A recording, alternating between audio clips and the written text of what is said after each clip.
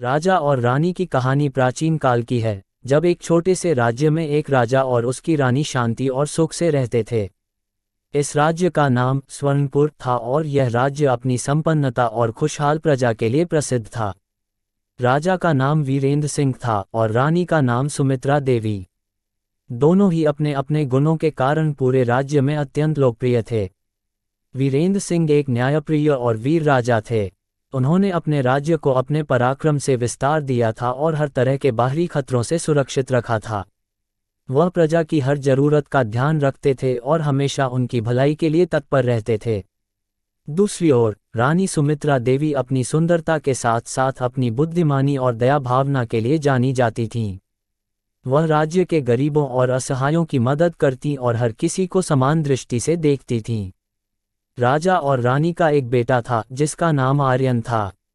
आर्यन भी अपने माता पिता की तरह साहसी और परोपकारी था। वह युवावस्था में ही अपनी वीरता और ज्ञान के कारण राज्य का प्रिय बन चुका था। एक दिन राज्य में एक भयानक सूखा पड़ा। नदी नालों का पानी सूख गया, खेत बंजर हो गए और प्रजा को भयंकर कठिनाइयों का सामना करना पड़ा। राजा वीरेंद्र सिंह ने तुरंत अपने मंत्रिमंडल के साथ इस समस्या का हल निकालने की योजना बनाई। उन्होंने सभी राज्यों में मदद की अपील की, लेकिन किसी भी राज्य से कोई सहायता नहीं मिली। राजा को बहुत चिंता हो रही थी। उन्होंने रानी से परामर्श लिया। रानी ने सुझाव दिया कि राज्य के प्राचीन मंदिर में देवी की पूजा अर्चना की जाए और उनसे राज्य के कल्याण के लिए प्रार्थना की जाए। राजा ने रानी की बात मानकर मंदिर में विशेष पूजा का आयोजन किया। पूजा के बाद रानी ने अपने सपने में देवी को देखा।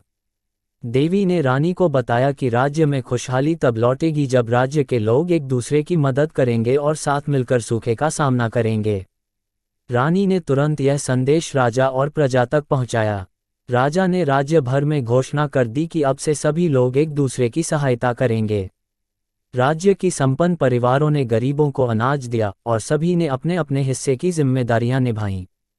कुछ समय बाद राज्य में बारिश होने लगी और खेतों में हरियाली लौट आई।